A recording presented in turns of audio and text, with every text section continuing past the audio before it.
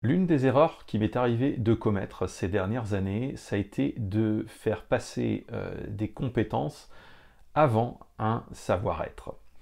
C'est une erreur que je ne referai plus. Évidemment, on a absolument besoin de compétences en entreprise et quand on recrute des gens, la question des compétences en général est celle qu'on se pose en premier. Il arrive, dans un monde bien fait, qu'on tombe en recrutement sur des gens qui sont extrêmement compétents et qu'on décide eh bien, d'y aller et de leur permettre de rejoindre l'entreprise. Assez rapidement, évidemment, ces personnes démontrent, tant qu'à faire, les compétences pour lesquelles elles ont été recrutées et les choses avancent. Mais il peut arriver aussi que, par ailleurs, la personne ne coche pas un certain nombre de cases en matière de savoir-être ou en tout cas de savoir s'intégrer telle qu'elle est dans ton équipe. C'est une situation qui peut rapidement devenir embêtante parce que déjà, je crois profondément qu'on a du mal à changer fondamentalement les personnes. On peut arriver à faire évoluer leur comportement, mais je crois fondamentalement que la toile de fond, la trame, le câblage profond de la personne, eh bien, ne sont pas interchangeables avec d'autres. On ne peut pas y substituer un autre câblage. Il ne faut pas se leurrer. Les gens passent 7 heures par jour dans l'entreprise, 5 jours sur 7, et à peu près 47 semaines dans l'année.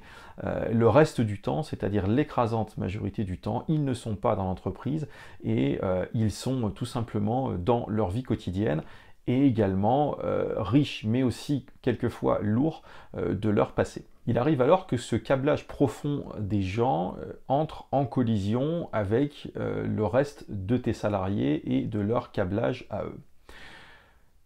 C'est particulièrement compliqué à gérer quand la personne concernée est compétente dans son domaine, voire très compétente dans son domaine, parce que pendant un certain temps, en tant que manager, tu risques de te mettre à arrondir exagérément les angles. Au début, tu te dis, bon, c'est pas grand-chose, il y a quelques petits efforts à faire, on va faire quelques cadrages et recadrages légers.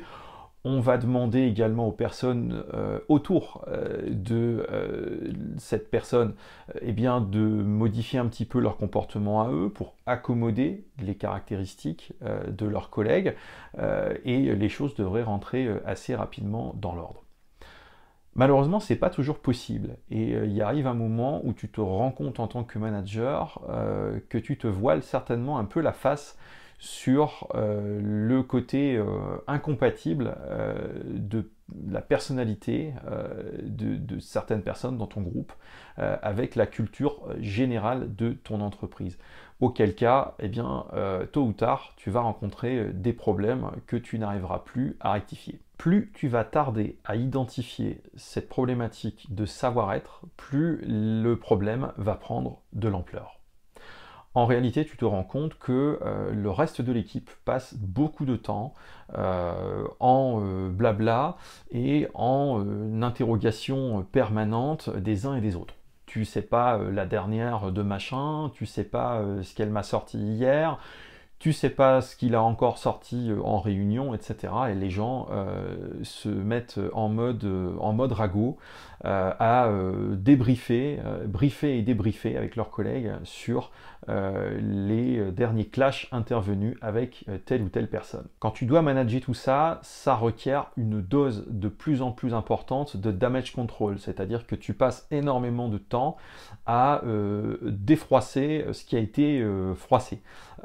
Tu finis par devoir faire le débrief du débrief du débrief parce que eh bien, la réunion finalement a accouché d'un certain nombre de points, un certain nombre de décisions certes, mais pendant cette réunion, il y a eu tellement de plumes froissées à droite et à gauche par des clashs entre personnes que tu passes finalement autant de temps post-réunion à penser les plaies des uns et des autres qu'à te mettre en action sur les items de la réunion. Si l'on n'y prend pas garde, on crée de l'injustice finalement, en donnant l'impression au reste de l'équipe qu'il y aurait deux poids, deux mesures, et que quelqu'un, au motif qu'il possède un certain nombre de compétences particulières dans une équipe, eh bien, pourrait se permettre un certain nombre de choses qu'on ne pardonnerait pas nécessairement à d'autres. Et ça a un effet dévastateur sur la motivation du reste de l'équipe quand elle estime faire l'objet d'un traitement injuste par rapport à une autre personne. Ça complique aussi énormément le travail en équipe. Au moment de désigner une équipe de travail, on se met à réfléchir à la présence dans cette équipe de telle ou telle personne. On réfléchit par avance aux futures frictions, aux futures querelles et aux futures incompatibilités qui risquent d'y avoir dans l'équipe. On se met à surveiller cette équipe comme le lait sur le feu et finalement on passe encore une fois énormément de temps à essayer d'être dans la prévention en amont de problèmes interpersonnels et à vérifier en permanence que le travail de l'équipe reste debout malgré des frictions. Fatalement, tout ça vient brouiller la lecture managériale de ce qui se passe. C'est-à-dire quand l'équipe n'avance plus, on passe énormément de temps à démêler ce qui relève d'un problème de fond, c'est-à-dire quelque chose dans l'évolution du travail de l'équipe, dans les choix qui ont été faits, etc. Démêler ce qui relève du fond de ce qui relève de la forme. Quelle partie du blocage vient en réalité de friction interpersonnelle dans l'équipe. Évidemment, quand on a ce genre de questions à se poser de façon trop récurrente, eh bien, ça vient rendre la lecture managériale de ce qui est en train de fonctionner ou de ne pas fonctionner extrêmement compliquée. Au final, c'est autant d'énergie qu'on ne met pas ailleurs. Je crois profondément à la notion de bande passante. Je crois que quand tu te lèves le matin, tu as une certaine dose d'énergie disponible pour ta journée, ce qu'on peut appeler la bande passante, et qu'ensuite ce que tu vas traverser dans le courant de ta journée va venir grignoter cette bande passante. Tu n'en as pas une quantité illimitée sur une journée. Donc plus cette bande passante va venir être mangée par des problèmes de friction interpersonnelle, moins il te restera de cette bande passante pour traiter le fond des sujets et avancer de manière positive. C'est une erreur que je ne referai plus.